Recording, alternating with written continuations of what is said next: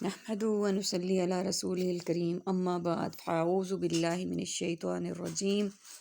بسم اللہ الرحمن الرحیم۔ سورۃ الہود کی آیت نمبر 74 سے آج کے سبق کا آغاز کریں گے۔ رب اشرح لی صدری ویسر لی امری واحلل عقدۃ من لسانی یفقہوا قولی رب زدنی علما رب زدنی علما رب زدنی علما۔ اللہم فقہنا فی الدین اللہم فقہنا فی الدین اللہم فقہنا فی الدین۔ اعوذ باللہ السمیع العلیم من الشیطان الرجیم من ہمزہ ونفخہ ونفثہ۔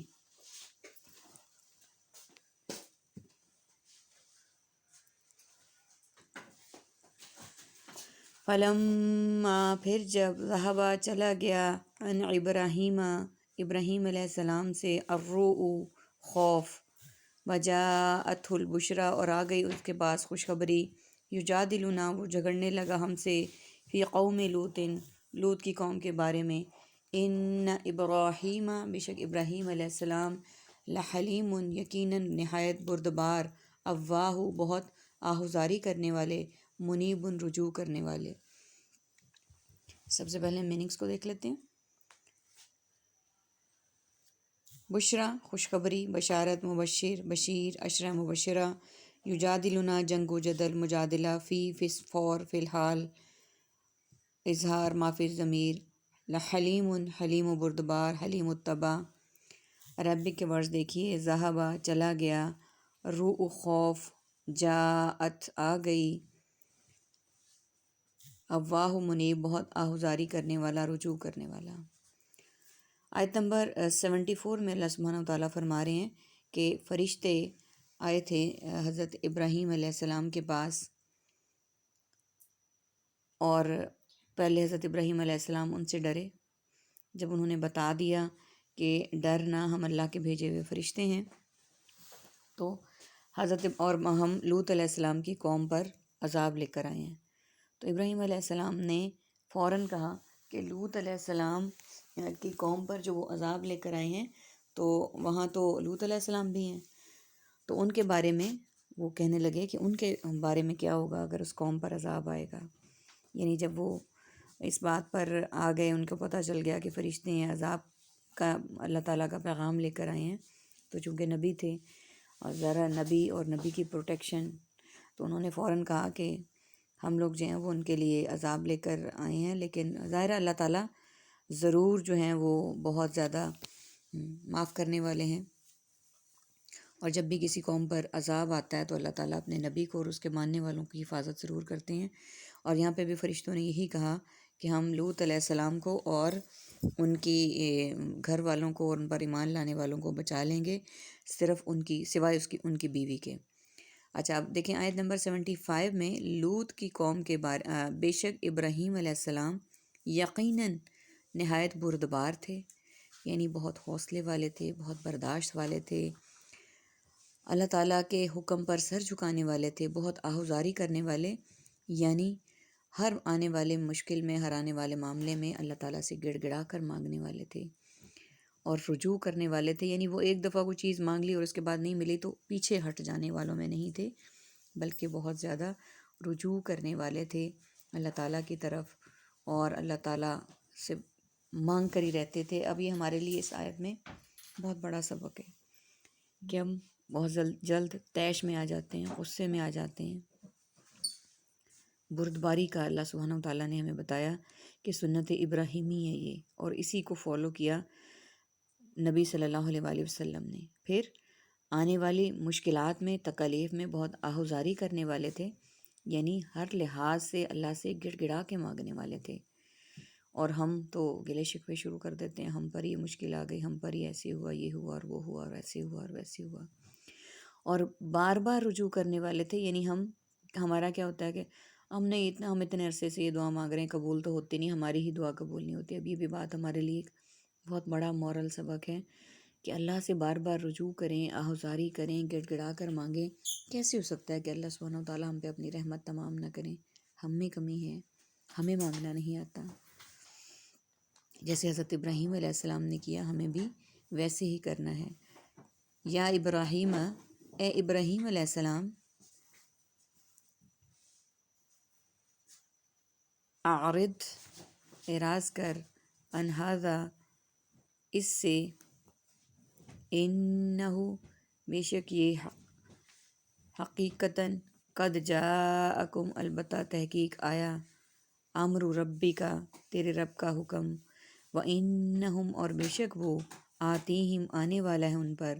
عذاب ایسا عذاب، غیر مردود جو نہیں ہٹایا جانے والا، ولما اور جب جاءت آئے، رسولنا ہمارے قاصد یعنی فرشتے، لوط کے پاس، سیئا وہ مغموم ہوا، بہم اس کی وجہ سے، وضاقا اور تنگ ہوا، بہم ان کی وجہ سے،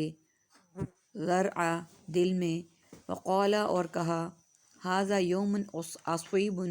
یہ دن بہت سخت ہے۔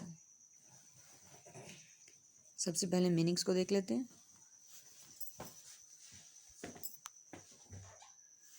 اعرض اعراض کرنا، امر عامر مامور، ربی کا رب کائنات ربوبیت، عذاب عذاب الہی عذاب علیم، غیر اغیار اور غیر اللہ، مردود رد مردود اور تردد، سیئا سوء ظن علماء سو، ضاقہ دئی کے نفس مذائقہ، قولا قول اقوال اور مقولہ، یومن یوم آزادی یوم آخرت اور ایام، الیہ مکتوب الیہ مرسل الیہ، قبل از وقت چند دن قبل، یعملون عمل اعمال اور عامل اور معمول، سیئاتی اعمال سیئہ، علماء سو، بناتی بنت، مدرسۃ البنات بنات رسول، اطہر طاہر مطہر اور طہارت۔ عربی کے ورڈز دیکھیے، جاء آ چکا، آتی آنے والا ہے، جاءت آئے، ذرعا دل میں، عصیب بہت سخت ہے، جاء آئے، یہرعون وہ سختی سے ہانکے جا رہے ہیں۔ یہ ورڈز ہمارے پاس عربک ہیں۔ آیت نمبر 76 میں اللہ سبحانہ و تعالیٰ فرما رہے ہیں، اے ابراہیم اعراض کر اس سے، بے شک یہ حقیقت ہے کہ یقیناً آ چکا تیرے رب کا حکم، اور بے شک وہ لوگ آنے والا ہے ان پر ایسا عذاب جو ہٹایا نہ جائے گا۔ یعنی اللہ سبحانہ و تعالیٰ حضرت ابراہیم علیہ السلام کو فرما رہے ہیں کہ ان سے منہ موڑ لے، پھیر لے، تیرے رب کا حکم آ چکا ہے۔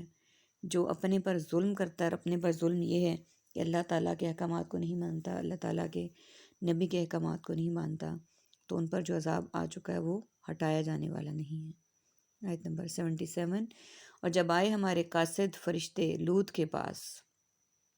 وہ مغموم ہوا ان کی وجہ سے اور تنگ ہوا ان کی وجہ سے دل میں، اور کہا یہ دن بہت سخت ہے۔